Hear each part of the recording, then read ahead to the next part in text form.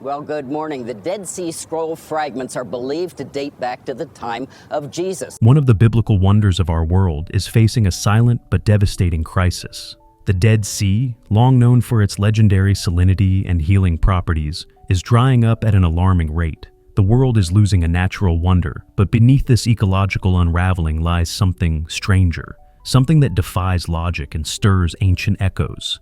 In a land where salt once choked every breath of life, fresh water is now rising, and in that water, fish, real, living, swimming fish. These are not relics of the past or legends carved into scrolls. They are flesh and fin, pulsing with life in pools that didn't exist just a few years ago. No scientist can explain this phenomenon with complete certainty. Locals watch with awe, many baffled, some believing. But for those who know the ancient texts, this moment carries a sacred weight.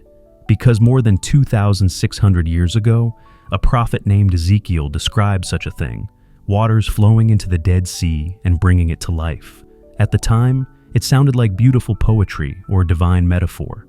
But now, it feels like prophecy stepping into the present. Once the Dead Sea was a global destination. Tourists flocked from every corner of the world to experience the surreal buoyancy of its salty waters. The air was thick with minerals. The shoreline was dotted with spas and healing centers. It wasn't just a sea, it was a sanctuary. But over the past few decades, that sanctuary has begun to shrink.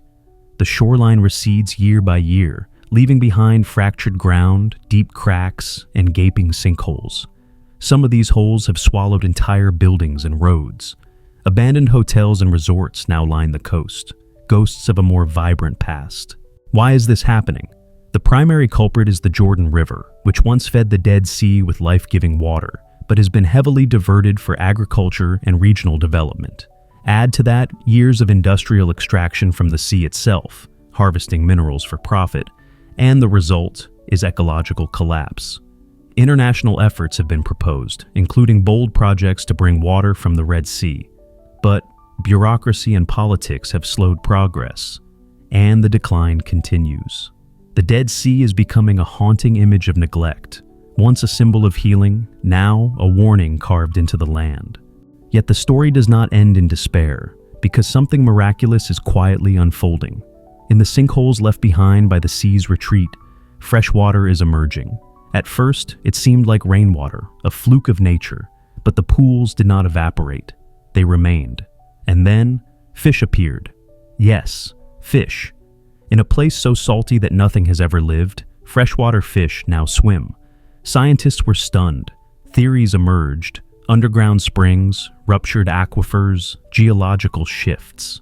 But none of these fully explain it, because it's not just water, it's ecosystems forming in the desert. Reeds are sprouting. Microbial life is flourishing. A place once known only for death is awakening. Is this simply nature's mystery? Or is it something more? A divine whisper through creation.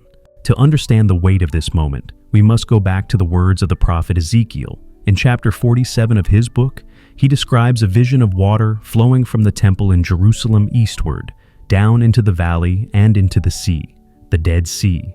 As the water flows, the sea is healed. Life returns. He writes, "These waters go down into the Arabah and enter the sea. When they enter the sea, the water there becomes fresh. Wherever the river flows, everything will live." Ezekiel 47, 8-9. For centuries, theologians viewed this as metaphor, symbolizing spiritual renewal. But what if it was both metaphor and literal prophecy? What if Ezekiel saw something real, something meant for our time? Ezekiel wasn't alone. Another prophet, Zechariah, echoed this vision. In Zechariah 14, 8-9, he foretold a day when living waters shall flow out from Jerusalem, half of them to the eastern sea and half to the western sea, and the Lord will be king over all the earth. Again, we see water, not just as refreshment, but as divine presence, a sign of God's return, of healing, of world-changing transformation. Both visions converge at the Dead Sea, and now, in our day, water flows where it once could not. Life returns to the lowest place on earth. Could it be that the signs are not only spiritual, but physical? That prophecy is being fulfilled, not in abstraction, but in stone and soil? The Dead Sea's legacy goes back to Genesis. In Genesis 13:10, the Jordan Valley is described as like the garden of the Lord, a lush paradise. But it was also the home of Sodom and Gomorrah. And when judgment came, fire fell, and the land became a salt basin, harsh, lifeless, a place of divine consequence. That valley became what we now call the Dead Sea. Its very name carried a warning: dead, final, forsaken. But Scripture doesn't leave us in judgment. The God of the Bible is not just a judge, but a redeemer. He brings life from death. He restores what was ruined. And if the Dead Sea once symbolized destruction, it now begins to hint at resurrection. This isn't only about geography. In Ezekiel 36, the prophet speaks of more than water. He promises a spiritual renewal. I will sprinkle clean water on you. I will give you a new heart and put a new spirit within you. Ezekiel 36:25-26. This is the rhythm of God's redemptive plan. First the land, then the heart, first the earth, then the soul. We have seen the physical restoration of Israel, the rebirth of a nation, a language, a culture. Now, as life returns to the Dead Sea, we may be witnessing the spiritual restoration too. This is more than environmental recovery. It is prophecy rising. It is a message in the earth that no place is too far gone, no heart too dry, no soul too broken. The God who spoke through Ezekiel still speaks today, and the waters are rising.